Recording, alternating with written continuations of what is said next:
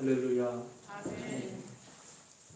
항상 20명 미만의 인원으로 제한이 됐다가 오늘 여러분이 나와서 이렇게 앉아 계시니까 이렇게 마음이 그득하고 좋은지 모르겠어요. 빨리 조만간에 코로나 사태가 해결이 되고 우리 모두가 마음껏 주님의 전에 나와 찬양하고 예배하고 기도하고 주 안에서 주시는 아름다운 교제를 나눌 수 있는 그날이 속히 오기를 저도 기도하시겠지만 우리 함께 기도하면서 그날을 소망하는 우리 모두가 되기를 간절히 바라겠습니다. 우리가 지난 시간에는 엘리야 선지자의 간절한 믿음의 기도에 대해서 생각을 해보았습니다. 엘리야 선지자, 정말 이스라엘의 정말 어두운 깜깜한 그 역사 속에서 하나님의 권능을 높이 나타냈던 위대한 선지자 엘리야지요. 그의 행적이 열왕기서라고 불리우는 역사서에 잘 기록이 되어져 있는데, 그런데 성경 66권 중에 그의 이름으로 기록된 책은 없습니다.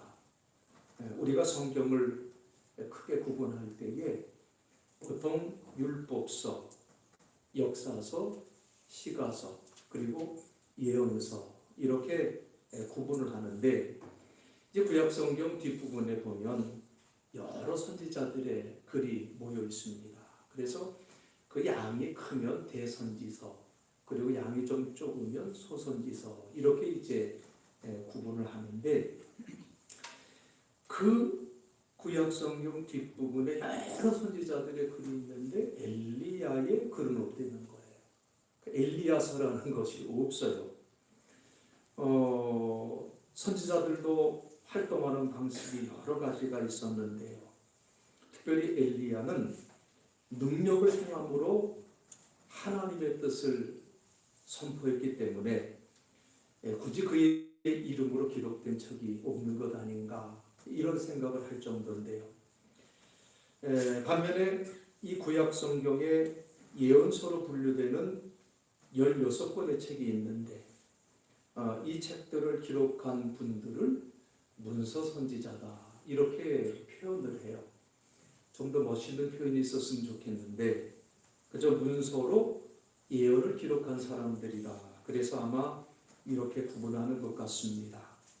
자, 이들 선지자들에 대해서 역사서에 기록이 남아있는 경우도 있고 또 그렇지 않은 경우도 있고요.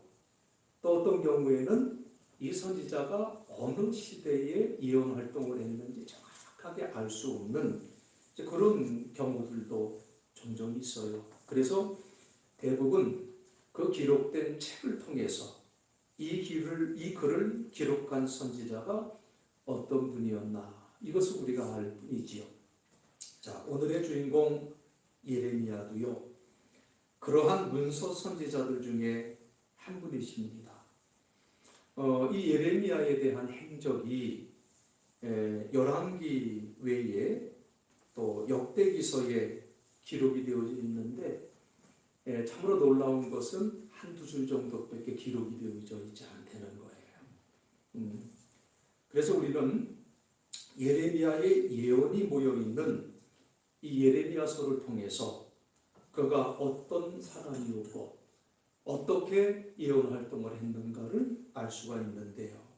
그런데 이 예레미야서는요, 다른 선지자들의 글과 비교해 볼 때 아주 큰 차이점이 하나가 있어요. 특별히 구분되는 차이점이 하나가 있는 것이 예레미야서의 특징입니다. 여러분, 예언서라고 하는 것은 누구의 말을 전하는 겁니까? 하나님의 말씀이에요. 그렇죠? 그러니까 기본적으로 하나님이 예언자들을 통해서, 이 선지자들을 통해서 이스라엘 백성들에게 이렇게 선포하라, 이렇게 가르치라, 그 말씀들을 기록한 거죠. 거기서 선지자들은 하나님의 말씀을 선포하는 사람들이에요. 하나님이 아목의 선지자를 통해서 이렇게 선포하셨다. 이게 예언서의 기본적인 틀이에요. 결코 나는 이렇게 생각한다, 나는 이렇게 해야 된다고 본다, 이렇게 예언자들이 선포할 수가 없습니다. 그런데 예외적으로 예레미야 선지자는요, 자신의 이야기를 참 많이 남겼어요. 이게 다른 그 예언서하고 차별이 되는 특징이에요. 무엇보다도 어떤 이야기를 남겼는가 하면, 선지자로서 그가 겪어야 했던 그 고통, 선지자로서 그가 체험하게 되는 그 고뇌, 그 아픔이 서술된 그 이야기들을 통해서, 그리고 직접 기록된 그의 기록을 통해서 우리에게 그의 마음이 생생하게 전해지고 있는 것이 예레미야서라는 거죠. 자, 그래서 예레미야 그러면 별명이 뭡니까? 무슨 선지자라고 그래요? 눈물의 선지자다, 그렇게 얘기를 하잖아요. 자, 왜 예레미야가 눈물의 선지자가 됐습니까? 이스라엘 백성들을 향해서 그 하나님의 축복을 마음껏 선포했으면 좋겠는데, 축복을 선포한 것이 아니라 심판을 선포하는 그 사명을 받았어요. 불의한 시대에 하나님의 백성의 멸망을 선포했는데, 그런데 백성들은 그의 선포를 듣고 회개하기보다는 그를 미워하고 조롱하고 핍박을 했습니다. 그리고 그는 결국 그가 선포한 대로 자신의 조국 이스라엘이 멸망에 이르는 것을 자기 눈으로 지켜봐야 되는 그런 아픔이 예레미야에게 있었다는 거죠. 나의 예언, 물론 하나님이 주신 것이지만 그 선포한 예언이 성취가 된다, 하나님의 말씀이 성취가 된다는 것은 얼마나 뜻깊은 일입니까? 그런데 그게 아픔이었다는 거예요. 그게 아픔이었었어요. 선지자란 자신의 예언이 그대로 이루어져야 선지자로서의 능력이 입증되는 것이라고 생각할 수가 있는데요. 물론 그런 경우도 많습니다. 우리가 지난주에 살펴본 대로 엘리야 같은 경우는요, 아합 왕에게 앞으로 비가 내리지 않을 것이라고 선포했고 그 예언대로 3년 동안 비가 내리지 않았어요. 그리고 이제 비가 내릴 것이라고 선포하고 엘리야가 간절히 믿음으로 기도했을 때에 다시 비가 내리고, 여러분이 얼마나 큰 능력입니까? 그런데 여러분, 예언이라고 하는 것은요, 반드시 그 안에 메시지가 있어요. 여러분, 하나님이 비가 내리지 않을 것이라고, 또 비가 내릴 것이라고 엘리야 선지자를 통해서 선포하게 하신 것은 비를 내리는 권능이 누구에게 있다? 하나님에게 있다. 그것을 분명히 보여주시는 그 메시지가 그 예언 속에 담겨져 있다는 거죠. 우리 하나님 그냥 비를 멈추실 수 있고, 우리 하나님은 그냥 비를 내려주실 수도 있는 분이에요. 그러나 선지자를 통해서 선포하게 하시는 것은 바알신이 아니다 말이에요. 하나님께서 이 세상을 주관하신다, 이것을 분명하게 이스라엘 백성들에게 전하기 위한 목적이 있었다는 거죠. 하나님이 선지자들에게 이스라엘의 멸망을 선포하실 때에도 하나님이 원하시는 것은 이스라엘 백성들이 지금 행하는 그 악한 일을 그치고 하나님 앞으로 돌아오라고 하는 그 메시지, 그 멸망을 선포하지만 그 멸망 속에 담겨져 있는 메시지는 제발 좀 빨리 좀 돌아와라, 이것이 그 뜻이었다는 거예요. 아니, 멸망시키려고 하면 뭐 선포하실 건 뭐가 있습니까? 그냥 멸망하면 되지, 멸망시키시면 되지. 그러나 예언을 하게 하시는 것은 재앙을 피할 길을 보이시는 것이고 경고하시는 것이고 돌이키시기를 원하시는 하나님의 뜻이 그 안에 있었다는 거예요. 자, 우리가 대표적으로 구약 성서 가운데 요나서를 보면요, 우리 하나님이 이스라엘을 괴롭히는 그 대표적인 나라, 그 원수 나라 아수르가 있었는데요. 그 아수르의 수도가 니느웨예요. 자, 그런데 하나님께서 요나를 향해서 뭐라고 말씀을 하시냐면, 자, 가서 니느웨에 가서 이 성읍이 곧 멸망할 것이라고 하는 것을 선포해라. 이렇게 사명을 주시잖아요. 그런데 이 아수르라고 하는 이 원수 나라를 너무너무 싫어했던 요나는요, 아수르로 가서 니느웨로 가서 하나님의 말씀을 전하라는 뜻을 거역하고 배를 타고 어디로 가요? 반대 방향 다시스로 도망을 가버려요. 아니, 말씀 그대로 표현대로 보면 아수르에 가서 야, 니네들 곧 멸망한다, 이것을 전하는데 이 신나는 일 아닙니까? 너 이제 곧 망할 거야, 이 원수들아, 너희들 망해, 선포하는 게 얼마나 좋습니까? 그런데 요나는 하나님이 니느웨에 가서 멸망을 선포하라고 하는 것은 말 그대로 그 나라, 그 백성들을 멸망시키려고 하는 것이 아니라 그들을 구원하시려고 하는 뜻이 있다는 것을 알았기 때문에 그 사명을 받지 않으려고 거부하고 도망을 쳤다는 거예요. 여러분, 이와 같이 구약 성경에 기록된 예언이라고 하는 것은요, 어떤 확정된 미래를 선포하는 것이 아니에요. 지금의 영적인 상태가 지속이 될 때, 지금 이 상태가 계속 그대로 지속이 될 때 찾아올 수밖에 없는 그 미래를 보여주시면서 빨리 회개하라, 빨리 돌이켜라, 이것을 촉구했던 것이 하나님이 주신 예언의 목적이었다고 하는 사실을 알아야 돼요. 그런데 백성들은 하나님의 말씀에 귀를 기울이지 않고 그들이 행하는 악한 일에서 돌이키지 않았을 때에 그 예언은 그대로 이루어지게 되었고요. 선지자는 자신이 예언함으로써 이루고자 했던 그 목적을 달성하지 못하게 되었다는 것이지요.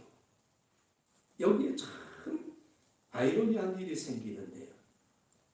선지자는 자신이 예언을 하고 그 예언이 이루어지는 것을 보아야 하는 자리에, 그러니 이 선지자의 슬픔과 고통과 아픔이 얼마나 컸겠습니까? 그래서 여러분, 오늘 본문 7절을 보세요.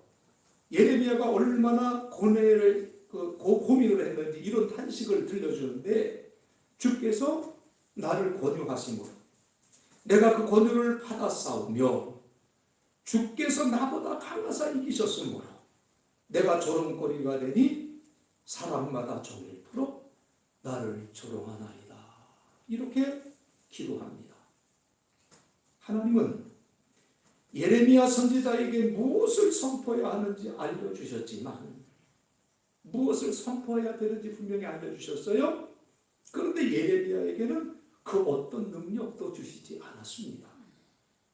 아니, 엘리야는 하늘에서 불이 내리고 비를 내리고 죽은 사람까지도 살리는 놀라운 능력을 주셨는데, 예레미야는 단 한 건의 기적도 행한 적이 없는 것을 볼 때 뿐만 아니라 조롱과 핍박으로 점철된 인생을 예레미야는 살았다는 것을 우리가 보게 돼요. 자, 우리가 예레미야를 깊이 묵상하면서 무엇을 배우게 되는가 하면 순종이에요. 예레미야를 읽으면 읽을수록, 생각하면 생각할수록 이 순종이라고 하는 단어가 가슴을 막 파고 들어가요. 여러분, 예레미야가 선지자가 된 것은 자신이 고백한 것처럼 내가 선지자가 되겠습니다 해서 된 것도 아니에요. 하나님이 명하셨기 때문이고, 또 누구도 하나님을 이길 수 없기 때문에 어쩔 수 없이 받아들여야 했던 무거운 짐이 그 선지자의 사명이었습니다. 그런데 그 순종의 결과가 뭐예요? 그 순종의 결과는 사람들에게 칭찬과 영광을 얻는 것이 아니라 사람들에게 오히려 조롱과 핍박거리가 되고 말았다는 사실이에요. 그 8절에서는 왜 그가 사람들에게 조롱거리가 되었는지에 대해서 고백을 하는데, 내가 말할 때마다 외치며 파멸과 멸망을 선포함으로 여호와의 말씀으로 말미암아 내가 종일토록 지옥과 모욕거리가 됨이니이다. 탄식하고 있는 모습을 보여주고 있습니다. 그는 이스라엘 백성들이 하나님의 말씀에 순종하지 않으며 저지른 악행들을 드러내고 고발하며 하나님의 심판이 유대 땅에 임하고 이 나라가 바벨론에 의해서 드디어 멸망하게 될 것이라고 하는 것을 예언을 했어요. 그러나 아무 일도 일어나지 않아. 아무 일도 일어나지 않아.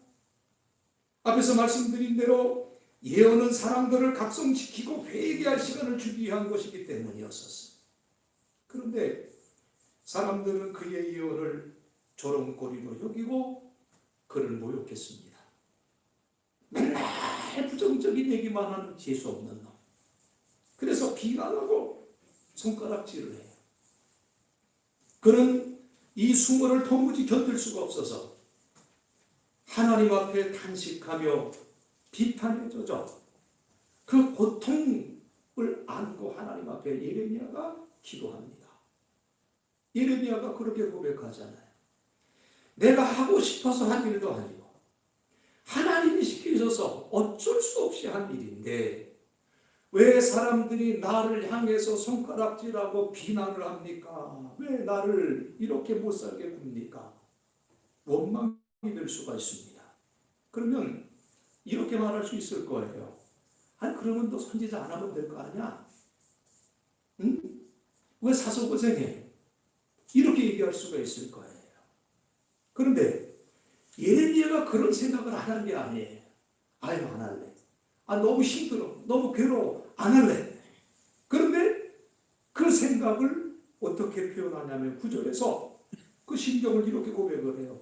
내가 다시는 여호와를 선포하지 아니하며 그의 이름으로 말하지 아니하리라 하면 그다음에 예레미야가 뭐라고 고백을 합니까? 나의 마음이 불붙는 것 같아서 어떻게 해요? 골수에 사무치니 답답하여 견딜 수가 없나이다. 하나님의 말씀을 전하는 것이 너무나 고통스러웠어요. 그래서 다시는 하나님의 말씀을 전파하지 않겠다고 결심을 여러 번 했지만 이미 진실을 알아버렸기 때문에 그 진실을 전하지 않으려 하면 이미 마음에 그 불 꺼지지 않는 거예요. 응? 속된 말로 내가 다시는 예언하라. 내가 한 번 더 예언하면 나는 사람도 아니다 말이지. 마음을 먹어보았지만 그 결심이 오래가지는 못했다는 거예요. 어떻게든지 하나님의 말씀을 전해서 다가오는 재앙을 피할 수 있게 해야 하는데 그렇게 하자니 사람들은 들어주지 않고 그렇다고 가만히 있자니 그 속에서 불붙듯이 일어나는 그 걱정이 뭐 열불 난다는 표현이잖아요. 그런 마음이 아마 예레미야의 마음이었을 거예요. 이럴 수도 없고 저럴 수도 없는 하나님의 뜻에 순종할 수도 없고 그렇다고 거부하지도 못하는 그 선지자의 그 심경이 절절히 표현이 되면서 그 간절한 그 표현 속에서 이 순종이라고 하는 것이 뭐냐? 이 순종이라고 하는 것이 뭐냐? 우리가 너무나도 강하게 울림을 주고 있어요. 여러분 10절에 보면 더 답답한 상황이 묘사가 되는데 그들이 이르기를 고소하라. 우리도 고소하리라 하며 내 친한 벗도 다 내가 실족하기를 기다리며 그가 혹시 유혹을 받게 되면 우리가 그를 이기어 우리 원수를 갚자 하나이다. 이런 시기 좀 보자. 내가 가만 안 두겠어. 이러고 주변에서 큰 예레미야를 노리고 응? 말이 옳고 그러니 문제가 아니에요. 특히 우리 한국 사람들은 이성적인 것보다도 감성적인 면이 많이 발달되어 있어서 유대 사람들도 비슷했던 것 같아요. 그래서 그저 자기를 기분 나쁘게 한 것 자체가 불쾌한 거예요. 거기에 하나님의 뜻이 뭐고 어떤 의미가 있느냐 이거 아무 소용이 없었어요. 그들에게. 왜 나를 기분 나쁘게 해? 이거 하나만 그들이 붙들고 예레미야를 노려보고 있었다는 거죠. 그래서 그들이 뭐라고 말을 하냐면 고소하려는 거예요. 나도 고소하겠다. 우리도 고소하겠다. 너만 할 말이 있는 줄 아냐? 우리도 할 말이 있다는 것이고 비난거리를 찾아내며 흠집을 만들어서 너를 반드시 망신을 주겠다는 거예요. 그리고 그가 혹시 유혹을 받게 되면 우리가 그를 이기어 우리 원수를 갚자.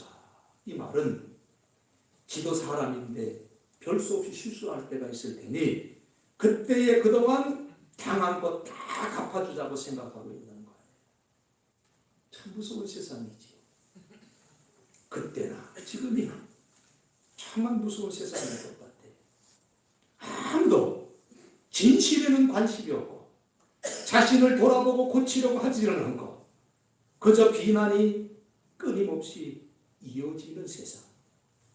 자, 그런데 여기서 우리가 다시 주목해 보아야 하는 것은 지금 예레미야는 그의 괴로움을, 그의 아픔과 고통을 하나님께 토로하고 있다고 하는 사실이에요. 예레미야는요, 사람들을 향해 하나님의 말씀을 선포하지만 또한 하나님께 나아가 자신의 괴로움을 토로했습니다. 선지자도 연약한 인간이었고 의지할 곳이 필요했어요. 여러분, 우리가 성경을 보면 여러 가지 기도의 모습들이 나옵니다. 우리는 그 기도의 모습을 깊이 묵상하면서 기도의 언어를 배울 수 있어야 될 줄로 압니다. 우리는 알지 못하는 사이에 우리가 드리는 기도가 어떤 일정한 틀에 꽉 갇혀버리고 꽉 갇혀 있어요. 우리 기도의 틀이라고 하는 것이. 그래서 여러분, 우리의 기도를 가만히 생각해 보세요. 하나님 감사합니다라고 시작이 됐는데 끝날 때 다 뭐로 결론이나요? 주시 없어서. 주시 없어서. 이것으로 다 결론이 나. 그런데 여러분, 성경에는요 더 다양한 기도의 언어들이 기록되어져 있습니다. 간구하는 기도 외에도 때로는 단식하고 애통하며 눈물을 흘리며 기도하는 언어들이 얼마나 많이 기록되어 있는지 몰라요. 또 감사하고 찬양하며 기쁨의 기도를 드리는 경우들이 얼마나 많이 기록되어져 있는지 몰라요. 예레미야는요 슬픔과 원망과 탄식을 가지고 있었습니다. 그런데 이 슬픔과 원망과 탄식은 하나님께 대한 깊은 신뢰에서 나오는 고백이었다는 것을 우리가 깨달아야 돼요. 응? 여러분, 우리는 내가 가장 신뢰하는 사람에게 나의 가장 약한 부분까지 얘기할 수 있지 않습니까? 내가 믿지 못하는데 내 약한 것을 왜 얘기합니까? 내 친구를 왜 얘기합니까? 여러분, 예레미야는요 정말 아픔이 있었고 고통이 있었고 번뇌가 있었어요. 누구도 알아주지 않아요. 그러나 그의 마음에 고통을 안고 그는 하나님 앞으로 나아가지 않습니까? 그에게 사명의 짐을 지어주신 분도 하나님이셨지만 그는 또한 그의 마음을 받아주시고 위로해 주실 분도 하나님뿐이라는 것을 알고 있었기 때문에 하나님 앞으로 나아가 기도하며 그의 상처와 아픔을 울분을 토로하며 눈물을 흘리며 위로받기 원하며 기도했던 사람이 예레미야였었어요. 우리는 선지자도 아니고 그렇게 대단한 사명을 가지고 살아온 사람은 더더욱 아니지만 그러나 우리에게도 결코 우리의 삶의 짐은 가볍지 않습니다. 우리가 지고 싶지 않아도 지어야 하고 가고 싶지 않아도 가야 하는 우리 인생의 짐과 우리 인생의 길이 있지 않습니까? 내가 누구인지, 왜 여기서 이렇게 살아야 하는지, 생각할 겨를도 없이 주어지는 일들, 벌어지는 일들을 그저 뒤치다꺼리 하는데도 정신이 없습니다. 우리는 남녀노소를 불문하고 참 우리가 무슨 대단한 삶을 살아가는 것이 아니지만 그저 평범하게 남들과 똑같이 일상을 살아가고 있는 존재들. 분명 나는 평범한 삶을 살아가려고 하는데 우리 모두가 감당해야 하는 무거운 짐들이 다 있고요. 마음에 담아놓는 상처들이 다들 있다는 거예요.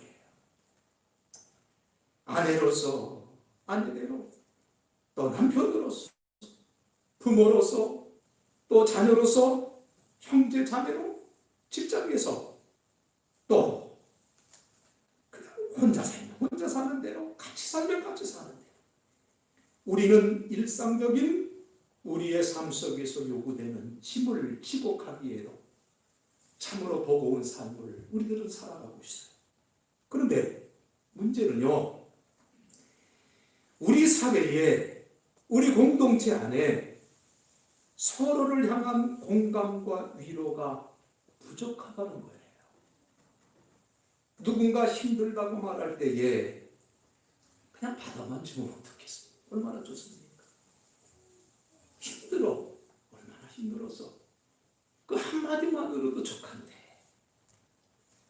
야, 너만 힘드냐? 나도 힘들어. 이 공감이 없어요. 조금만 서로 공감해주고 위로해주면 이 삶의 짐이 좀 더 가벼워질 수 있을 텐데. 비난하는 소리는 있어도 공감과 위로를 찾기는 쉽지 않은 사회 속에서 우리는 살아가고 있습니다. 오히려 각자가 이미 지고 살아가는 짐이 있기 때문에 누군가의 한숨 소리를 받아주기에도 버거워하는 경우가 많아서 옛 속담처럼 혹 데려갔다가 혹 붙이고 온다고 내 하소연하려 갔다가 오히려 갈등이 빚어지게 되고 그야말로 누군 안 힘든 줄 아느냐, 왜 너만 미세냐 하는 소리에 더 깊은 상처를 받는 경우들이 참 많이 있는 것을 보게 돼요. 공감과 위로를 기대할 수 없으면 우리의 상처와 좌절과 아픔은 점점 더 깊이 우리의 마음속으로 숨어들게 되고요. 결국은 오늘날 그것이 마음에 쌓여서 마음의 병이 되는 거예요. 때로는 사회적인 분노가 되어서 폭발이 되는 거지요. 이때 우리는 다시금 기도의 소중함을 깨닫습니다. 하나님은 우리의 모든 것을 아시고 우리의 모든 기도를 받아주시는 분이지요. 우리가 기도하는 것은 꼭 무언가를 얻고 싶어서 하는 것 아니에요. 여러분, 뭘 얻으려고만 기도하지 마세요. 기도 제목이라고 하는 것이 내가 무엇을 더 얻고 나와 내 가족이 더 잘 되기를 구하는 것이 되어서만은 안 된다는 거예요. 하나님 앞에 기도할 때 하나님 이만하기도 좋습니다. 하나님 이만하기도 쉽지 않습니다. 그 가운데에서 내 마음을 돌아보고 또 내 가족들, 내가 사랑하는 사람들의 마음을 돌아보고 하나님의 위로를 구하고 또 그 위로를 나눌 수 있는 기도가 오늘 우리에게 절실하게 필요하다, 그 말씀입니다. 예레미야는 탄식 속에서 하나님을 향한 신뢰를 거두지를 않았습니다. 13절의 고백을 보면은 여호와께 노래하라, 너희는 여호와를 찬양하라, 가난한 자의 생명을 행악자의 손에서 구원하셨음이니라. 이렇게 고백하는 예레미야 선지자의 고백을 우리가 듣게 돼요. 그는 불의한 세상에서 의인으로 살아가면서 하나님이 가난한 자, 억눌린 자, 고통당하는 자들과 함께 하시는 분이심을 깨달았습니다. 힘이 없는 사람들의 고통을 함께 느끼며 또한 그들과 함께 하시는 하나님의 위로를 구했던 사람이에요. 사랑하는 성도 여러분, 다시 말씀드리지만 우리가 기도하는 것은 무엇을 더 얻기 위함이 아니라는 사실을 기억하시기 바랍니다. 내 자리에 서서 버티고 견디고 이겨내기 위해서도 우리는 하나님의 은혜와 도우심이 절실히 필요한 존재들이에요. 아픈 것을 아프다고 하고 무거운 것을 무겁다고 하고 두려운 것을 두렵다고 고백할 수 있을 때 우리는 우리를 위로하시고 우리와 함께 하시고 우리를 도우시는 하나님의 은혜를 경험하게 될 줄로 믿습니다. 우리가 함께 모여서 신앙생활을 하는 것, 우리가 왜 함께 모여서 신앙생활을 하나? 서로가 서로에게 위로가 되고 의지가 되고 함께 하나님의 은혜를 나누는 이 공동체가 우리에게 필요하기 때문인 줄로 믿습니다. 여러분, 이미 잔소리는 세상에서 많이 들어요. 우리에게 또 하나의 잔소리를 만드는 공동체? 여러분, 그거 필요한 거 아닙니다. 여러분, 세상에서는 많은 것을 꾸미며 거치장하고 살아가요. 그런데 우리가 하나님 앞에서 그렇게 살아갈 수는 없어요. 하나님은 우리의 모든 것을 다 알고 계시는 분이시기 때문이지. 그런데 우리 속에 근심과 염려와 슬픔이 가득 차 회의와 실망의 불신이 몰려온다 할지라도 우리는 좀처럼 그런 이야기를 함께 나누는 것이 쉽지 않습니다. 그러나 우리가 우리의 마음 깊은 곳에 탄식과 불안을 내려놓지 못한다면 여러분, 교회는 왜 존재하는 곳이고 신앙의 공동체는 왜 우리에게 필요한 것일까요? 우리들 자신을 치장하고 잘난 척할 수 있는 모임, 여러분, 이 땅 위에 참 많습니다. 우리에게 그런 공동체 필요한 게 아니에요. 우리의 근심과 염려와 슬픔, 우리의 불신과 불안까지도 내어놓고 서로 위로하고 또 위로받을 수 있는 그런 공동체가 될 때에 교회는 진정으로 우리에게 하나님의 귀한 은혜를 전해주는 공동체가 될 수 있으리라 믿습니다. 예레미야는 하나님의 말씀을 선포하는 선지자였지만 하나님 앞에서는 탄식하며 통곡하며 기도하는 사람이었고, 그리고 그의 탄식은 깊었지만 우리 하나님은 그의 탄식을 들어주시고 위로해 주셨어요. 우리도 우리의 인생을 살아가며 우리의 한숨을 들어주시고 우리에게 위로해 주시는 위로자가 절실히 필요한 때에 살아가고 있습니다.